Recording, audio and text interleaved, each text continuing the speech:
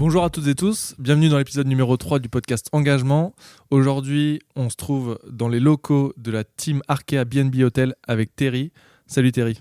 Salut, ça va bien ? Ça va bien toi ? Ouais, super, merci. Merci de nous recevoir dans l'antre de la team, du coup à côté de Rennes, à Bru plus exactement. On est ensemble à peu près pour 45-50 minutes d'échange autour de la communication, autour évidemment du cyclisme et puis de l'équipe team Arkea B&B Hotel. Moi j'ai une première question déjà à te poser, c'est est-ce que tu peux te présenter pour t'introduire auprès des gens ? Pour rappel, le podcast est disponible du coup en vidéo et en audio, donc les gens vont t'écouter et te voir. Donc bonjour à tous, bonjour Aurélien. Donc moi c'est Terry Ehoche, j'ai 27 ans et je suis basé à Rennes, je suis originaire de Vitré, non loin d'ici. Et donc ouais, ça fait désormais 5 ans que je suis dans l'équipe. Donc au début Arkea Samsic qui était dénommé comme ça, et depuis le 1er janvier 2024 en fait Arkea B&B Hotel. Ok, d'accord. Arkea B&B Hotel. Alors, on va remonter un petit peu en avant, du coup, pour comprendre un peu, entre guillemets, qui tu es, ce que tu fais et pourquoi tu es là aujourd'hui. Est-ce que tu peux nous donner un peu tes premiers souvenirs liés au sport, liés à l'univers du sport ? Comment toi, tu es rentré un peu dans le bain du domaine du sport, tout simplement ? Pour moi, pour parler vélo, je suis l'élément extérieur parce que j'ai jamais fait de vélo en compétition ou quoi que ce soit. Moi, je suis arrivé, j'ai fait 15 ans de foot à Vitré en Bretagne. Et ensuite, en 2019, je suis arrivé dans l'équipe anciennement Arkea Samsic et aujourd'hui Arkea B&B Hotel. Donc ouais, je suis arrivé en mars 2019. Donc voilà, moi je suis originaire de Vitré, donc la route à Adélie de Vitré, étape cycliste professionnelle, c'est ça qui m'a mis dans le bain. Finalement, j'étais bénévole là-bas sur la gestion des invités, des choses comme ça. Et ouais, c'est la route Adélie qui m'a baigné dans le vélo finalement. Parallèlement, moi j'étais grand footballeur et pas fan du Stade Rennais. Ah, ok. Bon, tout le monde a des défauts. Sur ce premier souvenir lié au sport, du coup, j'imagine que c'est peut-être le foot, le premier souvenir, soit toi pratiqué ou un peu ton... Vraiment, c'est ça la question, c'est pas ton premier souvenir de sport. Est-ce que c'est toi sur le terrain, c'est toi devant la télé ? Bon, 98, t'étais peut-être un peu jeune, 2000 peut-être ? 98, j'étais né, j'avais 2 ans. Mais ouais, peut-être la Coupe du Monde 2006. La Coupe du Monde 2006 où ouais, on a vécu des émotions et c'est la première fois qu'on se rend compte que on a perdu en finale. Là, c'était vraiment le foot et on s'est dit peut-être falloir penser à autre chose que le foot finalement.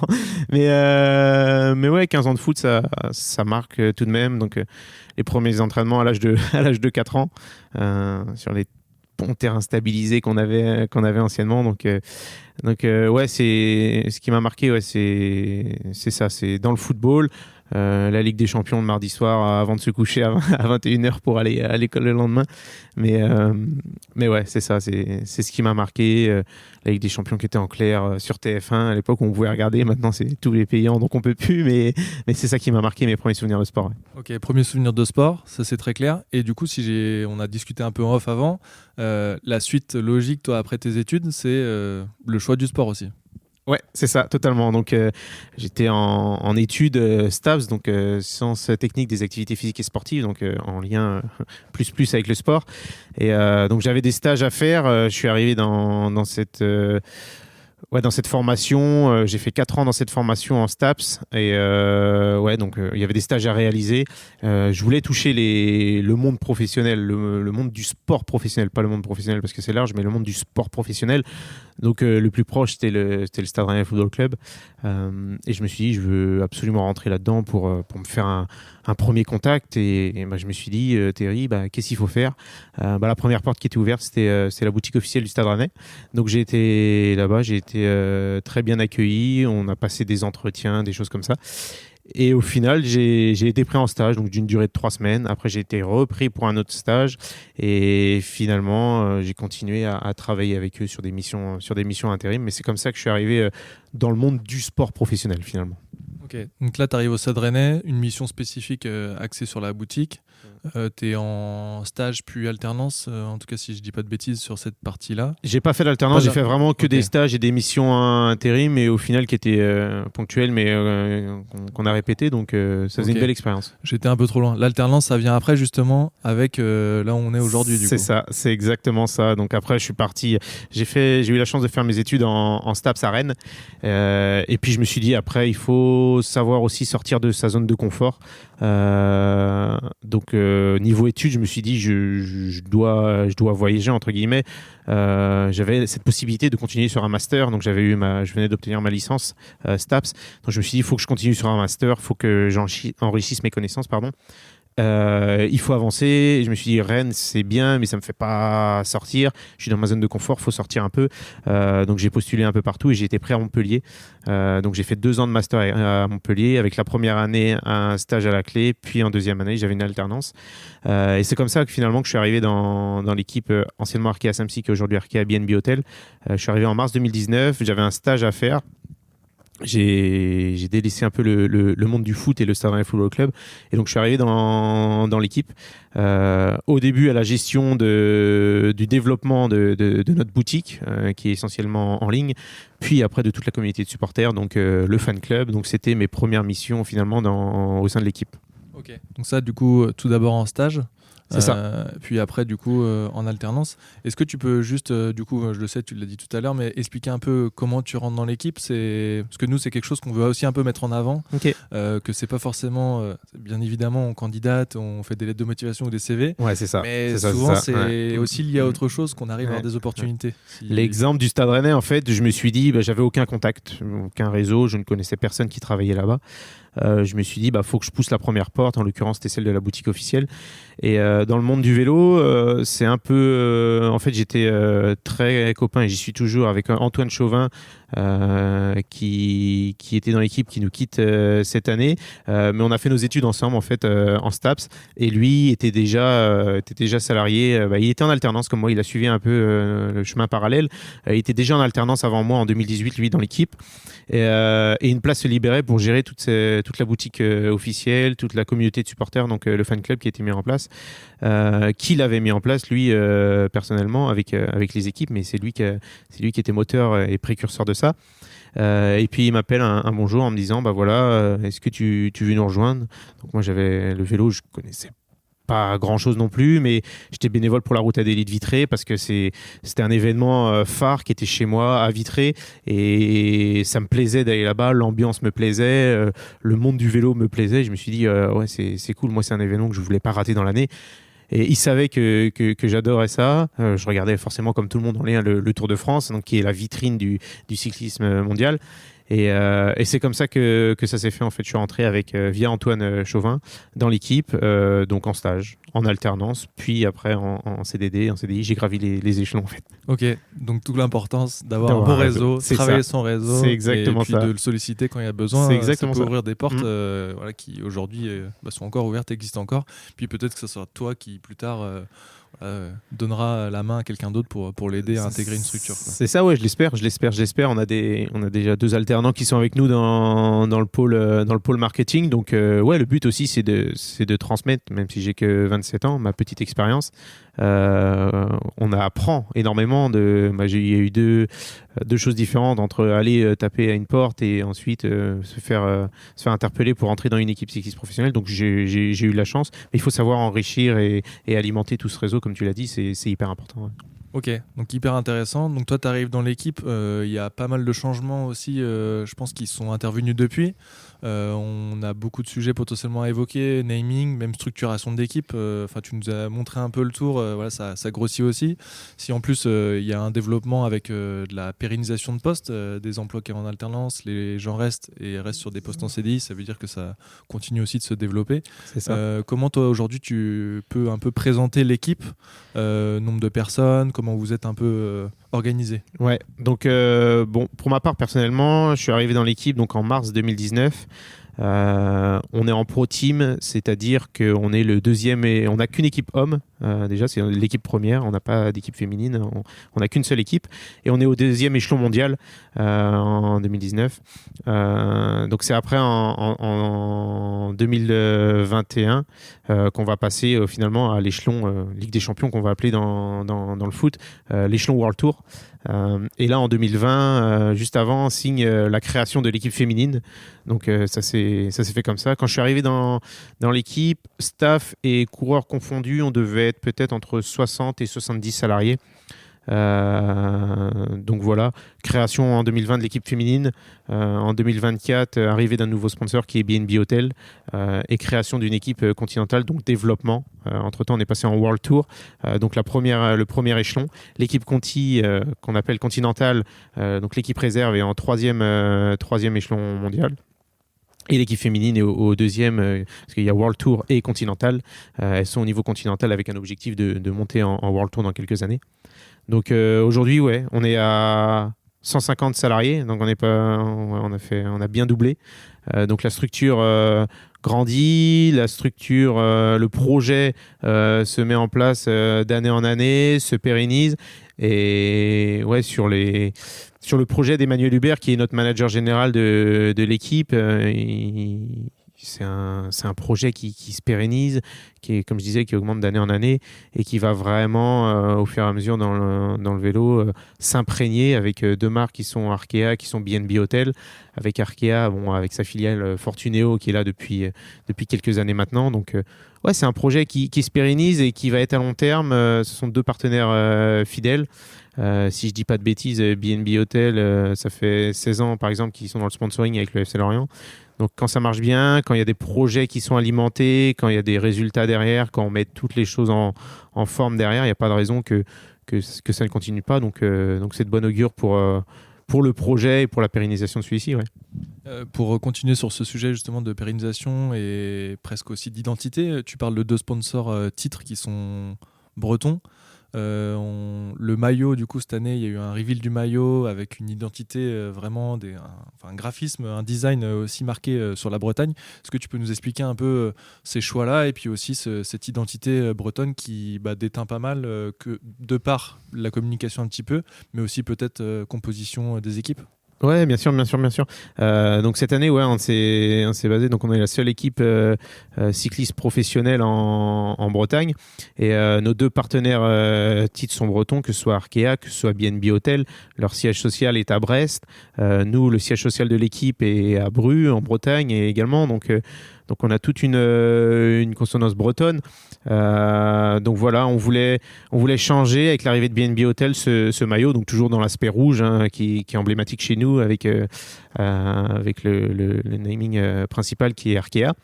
Donc ouais, on veut marquer dans l'œil du spectateur, du téléspectateur, que voilà, l'équipe référence c'est l'équipe rouge en fait en France. On sait qui c'est, on s'identifie directement. Donc c'est ça qui fait l'identification en fait de l'équipe. Ouais. Et moi du coup il y a une chose, je pense que les gens se rendent pas forcément compte, que j'ai un peu appris en échangeant tout à l'heure avec toi. Une équipe cycliste, c'est pas forcément tous les coureurs au même endroit. Est-ce que tu peux expliquer un peu comment ça se passe, que ce soit d'ailleurs pour l'équipe titre, l'équipe homme, l'équipe femme et aussi l'équipe de développement, comment ça se passe pour les coureurs et même peut-être aussi le staff? On est un sport itinérant en fait. On n'est pas comme le sport collectif, que ce soit le rugby, le football, où il y a la structure, il y a le terrain d'entraînement. Les joueurs ils gravitent autour de Rennes, pour prendre l'exemple de Rennes, et le stade est à Rennes. Non, nous au contraire, les coureurs s'entraînent chez eux. Ça peut être en France, ça peut être en Pologne, ça peut être en Angleterre, en Estonie, en Espagne. Et en fait, ils se rejoignent uniquement lors des stages qu'il y a à faire dans l'année ou lors des courses à faire. C'est beaucoup de déplacements dans l'année, mais il faut savoir que quand ils sont chez eux, quand ils s'entraînent, c'est uniquement sur leur route. Ils peuvent être tout seuls parfois, ou parfois ils se créent des petits groupes chez eux, mais de manière générale, ouais, c'est un sport itinérant. Donc ils sont chez eux, ils peuvent habiter en Pologne et aller en course, par exemple dans le sud de la France. Et donc voilà, on a la logistique ici qui prépare les voyages des coureurs avec que ce soit en avion, d'aller à un point A à un point B, puis se rejoindre à l'hôtel pour dormir. Il faut savoir que quand on est en course, on dort tout le temps à l'hôtel. Donc nous, voilà, notre vie dans le cyclisme professionnel, c'est beaucoup de départs en course et beaucoup de partir de chez soi en fait et dormir à l'hôtel. Ouais, ça, on en a fait des hôtels et je pense que on a un bon rendement. D'où notre deuxième partenaire titre qui est BNB Hotel. Donc ça va de soi et ouais, on est un sport itinérant, on n'est pas du tout comme le foot, donc il faut qu'on s'adapte pour faire venir les spectateurs. Bah, c'est sur les routes en fait. Et il n'y a pas d'infrastructure fixe qui permet de réunir tout le monde. Donc il faut s'adapter. C'est une autre forme de marketing et de communication aussi. Ok, ça me permet de faire la transition sur une question qui est quand même importante. On échange et du coup l'idée c'est d'avoir c'est quoi ton contenu toi d'une journée.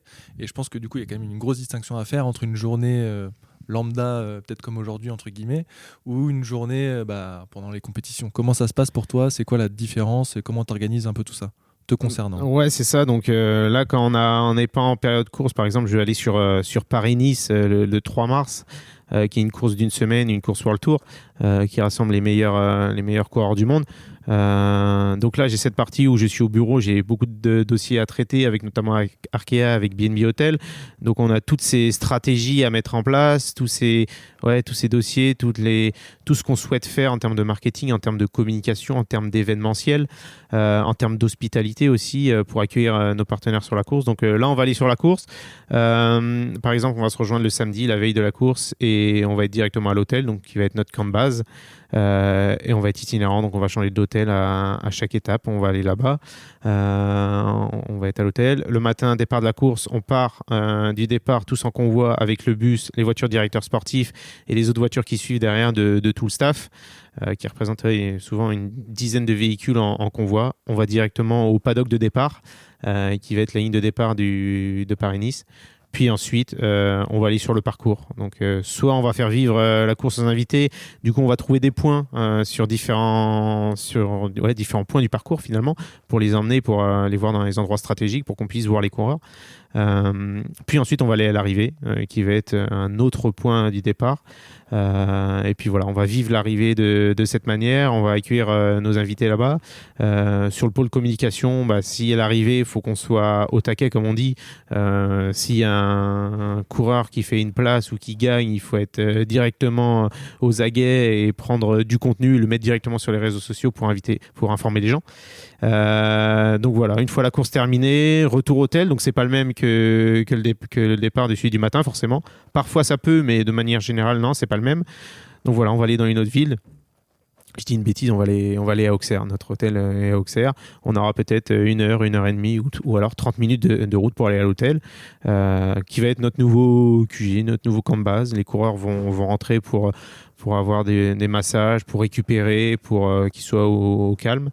Et puis nous, voilà, on va préparer notre journée du lendemain finalement. Donc la vie en course est différente de la vie au bureau.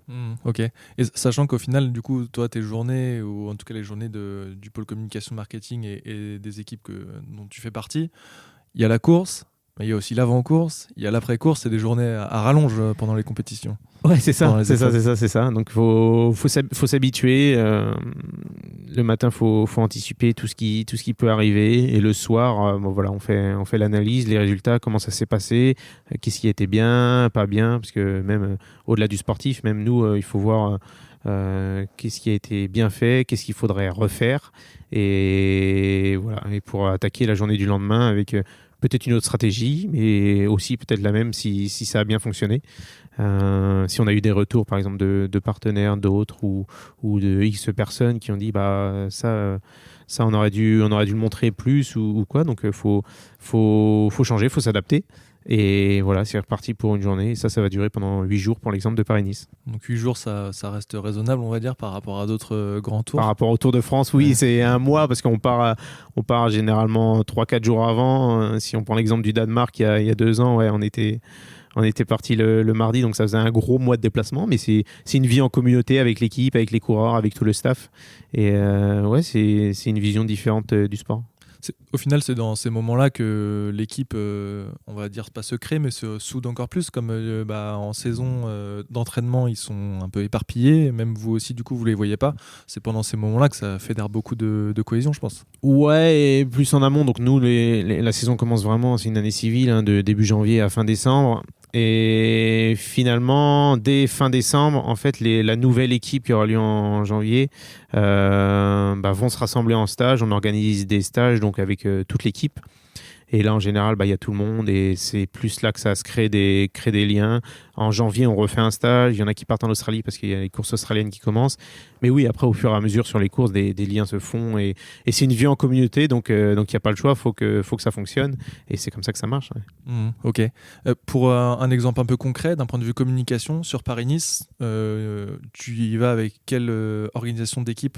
Est-ce que tu as une personne qui est dédiée au CM, Community Manager, une personne qui va peut-être créer du contenu photo, de la vidéo? Est-ce que vous appuyez peut-être sur d'autres types de contenus, d'autres créateurs? Un peu comment vous organisez tout ça d'un point de vue pure communication? Ouais, c'est ça. On va avoir une personne qui va être dédiée uniquement à la presse. Donc sur Paris-Nice, en plus, c'est une référence mondiale. Donc il y aura beaucoup de demandes presse pour les coureurs, parfois pour les directeurs sportifs. Donc on a une personne qui est dédiée à la presse. On a une personne qui est aussi dédiée au community management, qui fait parfois des photos sur l'ambiance, sur tout ce qui va se passer en avant-course, aux hôtels, à l'intérieur du bus, donc du contenu un peu plus inside. On a un prestataire extérieur qui est pratiquement pour beaucoup d'équipes, qui fait des photos pendant la course. Donc on a tout ce contenu qu'on peut récupérer. Et ouais, on va avoir une personne aussi en back-office de chez elle qui va pouvoir alerter parce que quand on est sur le terrain, parfois on ne voit pas premièrement qui a gagné, qu'à la télé, ça peut être plus simple. Donc ouais, on est bien staffé là-dessus et ça permet de mettre en avant notre équipe et aussi nos deux marques titres. Ouais. Ok, donc ça c'est vraiment une structure, j'ai envie de dire classique pour les courses. Parfois sur d'autres courses en Bretagne, il y a besoin d'une personne qui fait les réseaux sociaux, donc tout ce qui est community management. S'il y a 2-3 demandes presse, parfois elle peut gérer. Mais de manière générale, on essaye de se staffer. Et sur les grandes courses du calendrier, je ne dis pas que c'est des petites courses, mais il y aura peut-être moins d'impact médiatique sur certaines. Eh bien, il faut s'adapter. Et on va parler un peu de ce qui fait vivre aussi l'équipe. On a parlé des sponsors titres et il y a même d'autres sponsors. Tu as parlé tout à l'heure un peu de, je ne sais pas si c'est le terme que tu utilises, mais d'activation, où du coup vous faites venir aussi des sponsors pour faire vivre la course de l'intérieur. Comment ça se passe pour vous pour justement délivrer un peu une expérience unique à vos partenaires? C'est ça en fait, c'est proposer à des partenaires de vivre des expériences Tout à fait. différentes. Nos partenaires nous aident à vivre financièrement parce que aussi ce qu'il faut rappeler, c'est que on n'est pas comme dans les sports collectifs. Je prends toujours cet exemple-là parce que c'est le premier exemple, mais où par exemple dans le foot ils peuvent avoir un actionnaire donc qui va injecter la majeure partie de l'argent, puis derrière quelques partenaires. Non, nous on est 100% financé par des marques. Donc demain, si Arkea, si BNB Hotel ne sont plus là, eh ben, l'équipe est en grand danger. Il faut savoir se retourner. Et donc, il peut y avoir eu le cas dans certaines équipes où s'il n'y a plus de sponsors, il y a plus d'équipe malheureusement. C'est la dure loi du vélo, mais c'est son business model. C'est comme ça que ça fonctionne. Donc ouais, sur les courses, par exemple, Arkea ou BNB Hotel, pour prendre l'exemple d'eux, mais on a tout un réseau de 90 partenaires qui soutiennent l'équipe à différentes échelles, mais qui sont très importants parce que sans partenaires, on ne vit pas, comme je le disais. Donc grâce à eux, finalement, ils apportent cette pierre à l'édifice qui nous aide énormément. Donc voilà, quand on peut leur faire plaisir, quand ils ont des activations à faire, ils invitent des gros clients, que ça peut leur permettre de faire du business, eh bien on les invite, on les fait vivre une journée en voiture directeur sportif qui est le Graal pour toute personne, hein. Même nous on le fait pas souvent, mais on est au cœur de l'action. C'est comme si on était sur le banc des remplaçants en Ligue des Champions, hein. C'est tellement ça. Donc voilà, on leur fait vivre en véhicule invité avec une prestation haut de gamme. En fait, c'est comme les loges dans un stade de foot, par exemple, sauf qu'on est une loge ambulante et on s'occupe de nos partenaires. C'est différent du sport collectif, mais on s'adapte parce qu'on a un sport itinérant, donc on n'a pas le choix et c'est toute la complexité et toute l'originalité finalement du vélo parce que c'est différent. Donc on s'adapte et on fait vivre différentes émotions à nos partenaires. Je pense que l'image est bonne, hein. Loge itinérante, c'est exactement ça. Les gens ont tous un univers un peu et comprennent ce que ça veut dire, mais du coup là c'est une prestation qui bouge, on va dire. Ok, donc c'est hyper intéressant parce que du coup c'est vrai que évidemment on voit des sponsors, on voit il y a aussi peut-être une différence aussi avec les équipementiers peut-être qui ils font peut-être plus de l'impact visibilité. Enfin on a derrière un vélo de la marque Bianchi du coup qui sponsorise l'équipe. C'est ça, ouais, tout à fait. Et donc du coup il y a peut-être des activations un peu différentes entre un sponsor titre et un sponsor équipementier. Oui et non, oui, parce que c'est un partenaire technique, donc ils vont nous apporter tout ce qui est vélo, tout ce qui est mécanique. Puis en termes de visibilité, c'est avec Arkea et BNB Hotel, c'est ce qu'on va voir en premier sur le maillot. Les gens vont regarder aussi le vélo, donc c'est ce qu'ils vont voir en premier. Donc ce sont des partenaires et ils ont une visibilité plus parce que les deux premiers sites Arkea et BNB Hotel sont des partenaires titres, donc ils ont la visibilité sur le maillot. Et Bianchi, c'est parce que c'est le partenaire vélo, donc les gens, quand on regarde une personne, quand on est dans le monde du vélo, on regarde souvent le bonhomme et puis après on regarde le vélo, ah ouais putain, il roule en Bianchi et c'est une belle marque, donc ouais, c'est une visibilité autre. Ouais. Okay. C'est vrai qu'on les reconnaît les vélos, en tout cas la couleur. Avec le beau vert céleste de Bianchi, pas bleu, attention, tu as dit bleu tout à l'heure, c'est bien le vert céleste. Vert céleste, ok. Pour revenir du coup sur le côté un peu équipe et athlète, aujourd'hui du coup vous avez le nombre exact d'athlètes, mais je sais pas exactement. Femmes, on a 29 coureurs qui font partie de l'équipe pour le tour, donc l'équipe première, 14 dans l'équipe réserve et 12 chez les féminines, donc ça fait un total de 56 si je sais bien compter. Ok, donc ça fait 56 athlètes professionnels. Vous les accompagnez d'un point de vue communication? Est-ce que vous leur donnez peut-être, vous avez une journée de formation, conseil, comment vous les accompagnez dans la saison, hors compétition et compétition, comment ça se passe? Au fur et à mesure, ils le savent, ce sont des sportifs de haut niveau, donc ils connaissent les enjeux. Par exemple, sur un pôle développement, ouais, on peut leur apprendre. Je parlais des stages tout à l'heure en décembre ou en janvier. Ça va être le moment où on va se retrouver, où on va poser les bases. Et ben, c'est peut-être le moment, on l'a fait les autres années, de les réunir pour leur faire comprendre que sur les réseaux sociaux, il faut faire attention parce qu'il peut y avoir des polémiques. Leur dire ce qu'il faudrait mettre, ce qu'il ne faut pas mettre. On ne gère pas leur communication, leurs réseaux sociaux, mais on les dirige en tout cas. Sur les cours, sur les stages, on leur donne du contenu, donc ils peuvent, et c'est aussi bien pour eux, hein. Plus ils ont d'abonnés, de followers, comme on dit, mieux ils peuvent avoir d'opportunités, que ce soit, je sais pas, pour des partenaires, des choses comme ça. Mais ouais, on les entraîne, on les pousse à communiquer au maximum, tout pas en influençant, mais en maîtrisant leur communication, qui doit être professionnelle et irréprochable. De correspondre aux valeurs de l'équipe, en fait, finalement, c'est ça. C'est tout à fait ça, ouais. Faut se mettre dans le bain, faut se mettre dans le moule de l'équipe.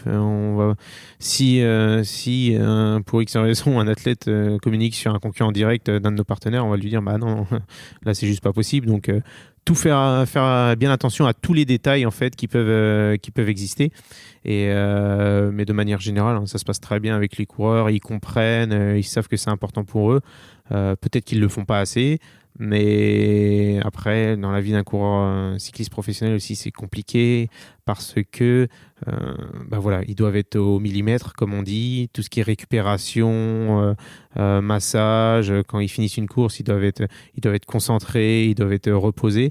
Alors peut-être que pour eux les réseaux sociaux ça peut être quelque chose de nocif, donc parfois ils font gérer leur communication par des agences, par des tierces personnes, mais tout en maîtrisant bien sûr la communication. Ils savent de manière générale ce qu'ils ont le droit de faire et le droit de ne pas faire, hein. C'est vrai que c'est dur. J'ai un exemple qui me vient en tête, c'est que nous, on est de l'univers un peu basket et LeBron James avait déclaré que sur les finales NBA, il avait coupé ses réseaux pour être focus. Donc là, au final, pour un cycliste, il peut pas dire je coupe mes réseaux pendant le Tour de France. En soi, enfin, c'est pas. Il peut le faire, mais bon, il peut le faire, mais oui, ça va pas lui apporter. Mais même de manière générale, hein, ils vont le faire indirectement parce que, comme je disais, dans le sport collectif, pour reprendre le football ou le rugby, si tu es 11 personnes sur le terrain, si tu as fait la fête la veille et que tu es complètement en dedans, ça va se voir que tu n'es pas bon, mais finalement, les autres collègues peuvent aider. Alors que si, par exemple, tu as fait la fête la veille et que tu es tout seul sur ta machine, sur ton vélo, et que tu es dans le mal, il n'y a personne qui va venir te pousser. Tu vas être dans la pampa et là, il n'y aura plus personne. Donc, surtout sur un grand tour comme le Tour de France, c'est 3 semaines non-stop d'intensité. Donc, quand ils arrivent aux hôtels, quand ils ont la période de récupération, c'est pour se reposer le cerveau, pour se reposer les jambes, le physique. Donc ouais, ils savent eux-mêmes, comme c'est des sportifs de haut niveau, que bon, peut-être que là je vais éteindre le portable, j'en ai pas besoin, ça va pas m'aider à récupérer. Si demain je suis fatigué, c'est des petits détails, mais les détails font la perfection.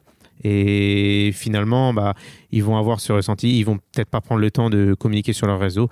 Donc c'est pour ça que je disais parfois ils font appel à des tiers ou à des agences. Ok. C'est vrai qu'ils ont déjà peut-être coup de fil à la famille éventuellement et bon, ça passera après les réseaux, communication. Surtout à la copine, quand ils sont arrivés dans le bus, tout de suite ça textote et on est tous pareils. Mais ouais, il y a beaucoup de coureurs. Je pense à Warren Barguil avant chez nous qui avait tendance aussi à couper son téléphone pour être reposé et plus opter pour l'option lecture, acheter des livres, peut-être chose qu'il faisait pas souvent, mais là il avait aussi besoin pour se reposer le cerveau parce que 3 semaines sur un grand tour c'est très très intensif. Donc voilà, ils ont besoin de se reposer le cerveau et mettre toutes les chances de leur côté. Et pour du coup continuer sur la partie réseaux sociaux, est-ce que vous avez, vous, au sein de l'équipe, un focus sur une plateforme plus qu'une autre? Est-ce que vous essayez de développer plus d'audience? Comment vous essayez finalement de parler à vos cibles, à vos supporters? Tout à l'heure tu parlais de club supporters. Où est-ce qu'ils sont vos supporters sur les réseaux? On fait un club privé, mais de manière générale, ils sont tous présents sur nos réseaux sociaux. On est actif sur Facebook, on est actif sur Instagram, sur LinkedIn, sur Twitter qui est X maintenant, sur Thread maintenant, sur TikTok aussi également. Enfin, on est à la technologie parce que tout le monde, tous les jeunes, la nouvelle génération, ils vont être plus sur TikTok, donc il faut qu'on soit présent pour toucher une cible plus large. Donc on est fidèle et assidu sur tous ces réseaux sociaux parce qu'on doit informer, si je prends l'exemple de Twitter, on doit informer toute notre communauté quand il y a un résultat, quand il se passe quelque chose. Pareil sur Instagram, on doit faire des albums photos de comment la journée s'est passée, avec mettre en avant nos coureurs, nos 2 marques. Donc ouais, c'est comme ça que ça se passe. Ouais. Tu parles beaucoup, si on fait un focus en tout cas dans ce que je comprends, il y a évidemment de la mise en avant des coureurs, ou du coup des cyclistes aussi femmes ou du team développement, mais aussi beaucoup de mise en avant du sponsor. C'est quelque chose qui est important pour vous, voilà, que ça soit vraiment visible, quoi.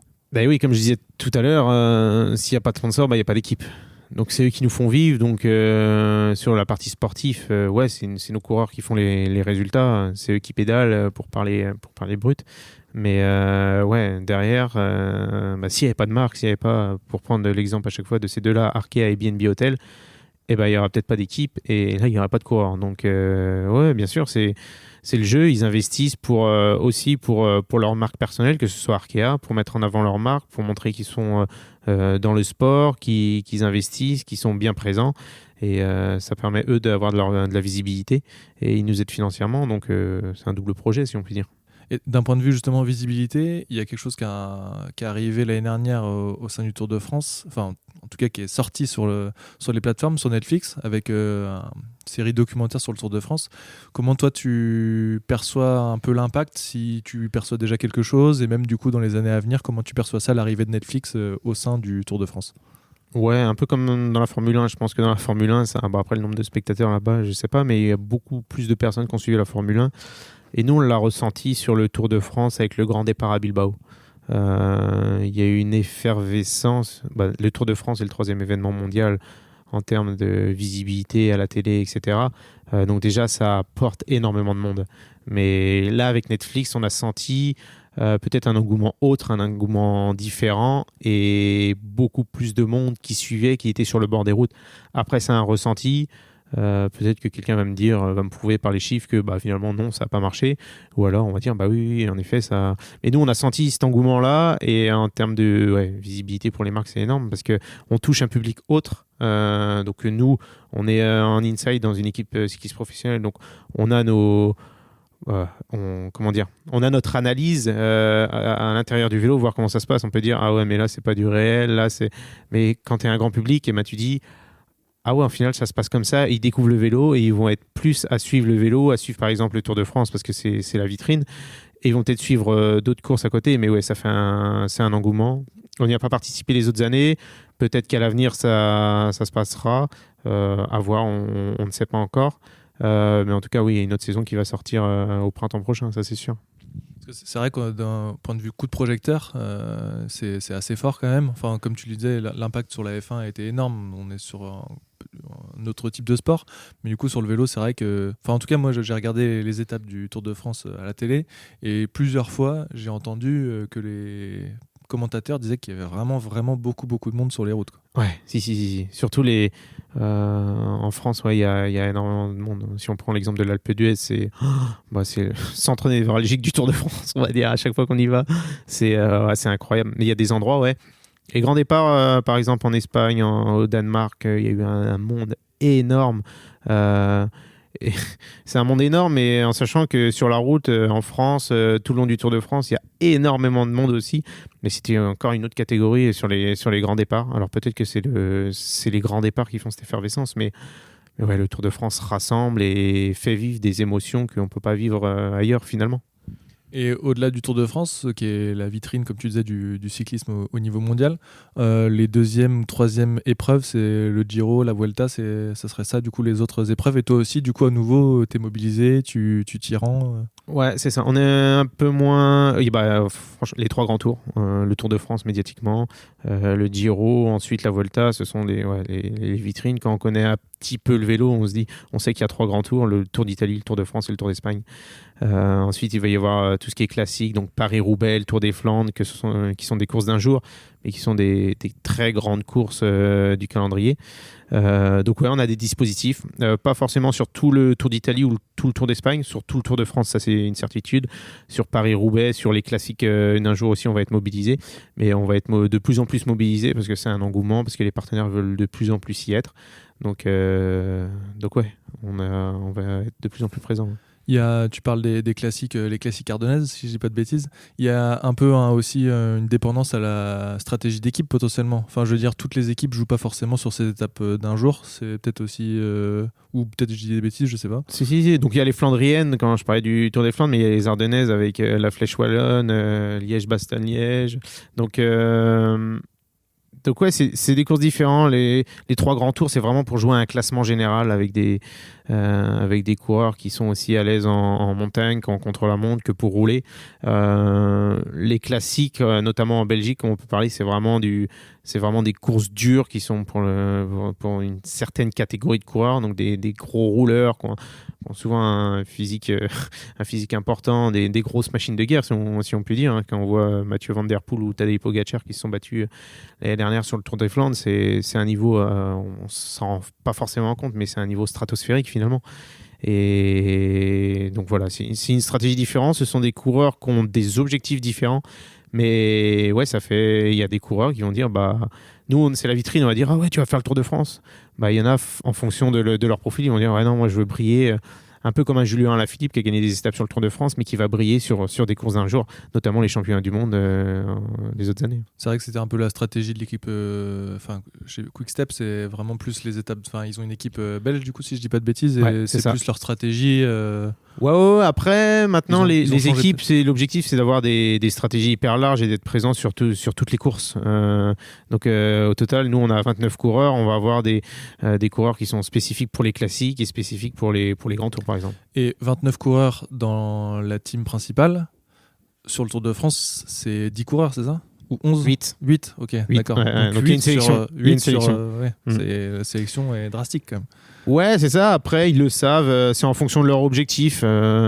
C'est en lien avec la direction sportive, le manager général Emmanuel Hubert. Donc, ils savent les objectifs qu'ils vont avoir dans l'année. Et il y a une présélection qui est faite déjà dès le début de l'année. Puis ceux qui vont au Giro, qui est un peu avant le Tour de France, vont pas sur le Tour de France, inversement peut-être aussi Ça peut arriver. Si, ça peut arriver, mais oui, en général, enchaîner 3 grands tours, c'est vraiment rare parce que c'est intense, c'est épuisant et il faut être à 100% à chaque fois. Mais ça peut arriver en fonction des objectifs de certains. Ouais. Et toi, du coup, t'enchaînes les 3 grands tours, pour le coup? Non. Ça fait 5 ans maintenant que je fais le Tour de France. Non, j'ai pas encore fait le Giro et la Vuelta. À chaque fois, c'était mon autre collègue qui était présent sur la Vuelta. Le Giro, ça fait 2 ans qu'on le fait. Pareil, c'est lui qui avait fait. Non, moi, je suis très français, très chauvin. Okay. Non pas que je veux pas y aller, mais non, j'ai pas eu l'occasion encore. Et avec ton changement de responsabilité, tu vas y aller peut-être cette année ou non pas, c'est pas Ouais, peut-être. Donc, maintenant, responsable marketing et commercial. Donc, ouais, ça amène beaucoup de gestion niveau management et aussi beaucoup plus de présence avec nos partenaires. Donc, ouais, c'est possible que sur le Giro et sur la Vuelta, je sois amené à y être. Ouais. Sur tout cet aspect de communication, toi, comment tu vois la suite, notamment dans l'univers du vélo, l'impact, on en a parlé un petit peu de Netflix, l'impact des réseaux sociaux, l'impact d'autres choses. Comment tu vois un peu la suite dans ton esprit? Dans 20 ans, je ne sais pas comment ils seront les réseaux sociaux. Peut-être que ça aura changé, peut-être qu'il y en aura d'autres, peut-être que ceux-là n'existeront plus. Mais avec l'arrivée de Netflix, comme tu dis, ça va changer. C'est un impact fort, donc il faut y aller. YouTube aussi également, il y a des YouTubeurs qui sont énormément présents et qui marchent bien, et c'est une nouvelle plateforme. Les gens, peut-être qu'ils ne regardent plus la télé, entre guillemets, mais ils regardent YouTube, des reportages ou ce genre de choses. Les podcasts aussi, peut-être que ce sont d'autres manières de communiquer. Donc ouais, je suis pas devin, je sais pas comment ça va se passer, mais quand on parle de Netflix, ouais, il y a un engouement en plus, ça va en termes de visibilité et de développement, le cyclisme ne peut que augmenter. C'est vrai que ça peut faire... Enfin, en tout cas, c'est un sport qui n'est pas évident non plus, parce que du coup, c'est ouvert à tout le monde sans l'être, on va dire ça comme ça. Tout le monde ne peut pas forcément faire du vélo sur route, faut s'équiper, etc. Ça peut être un coup, mais c'est un sport quand même qui est un peu plus... c'est sûr, si je veux faire du foot, je prends un ballon, je l'achète au magasin d'à côté et je vais sur le terrain. Le vélo, ouais, acheter un vélo, ça peut avoir un coût, mais c'est vraiment accessible à tout le monde. Et sur une autre manière de voir le vélo, les grandes villes s'adaptent. Si on voit la Hollande avec Amsterdam notamment, il y a ils circulent presque tous en vélo. Peut-être qu'à Paris, dans quelques années, ce sera le cas. Donc le vélo, ouais, c'est un nouvel élément de la société. Enfin, un nouvel, non, je pense pas, mais ça fait longtemps qu'il y est. Mais c'est une pratique qui se développe en tout cas. En faisant un petit focus sur la partie équipe femme, est-ce que tu peux expliquer un peu plus, peut-être là tu vas reprendre les mots du directeur, du manager général, mais pourquoi la création de cette équipe-là? Et du coup, là, tu parlais tout à l'heure de l'objectif d'atteindre du coup le top niveau avec l'équipe femme. Ouais, atteindre le World Tour. C'est vrai, créé maintenant il y a 4 ans, si je dis pas de bêtises, parce que c'est 2020, donc 20, 21, 22, 23, 24, c'est la 5e année. C'est pour ça que je compte, parce que je sais qu'à chaque fois on compte les années comme ça, mais ouais, 5e année professionnelle pour notre équipe féminine. Le cyclisme féminin, ouais, est en train de se développer, et donc en France on était un peu précurseur là-dessus, et c'était une volonté aussi d'Arkea dès 2020 d'avoir une équipe féminine pour mettre en avant le sport féminin qui se développe énormément, et notamment le cyclisme féminin qui se développe à une vitesse grand V.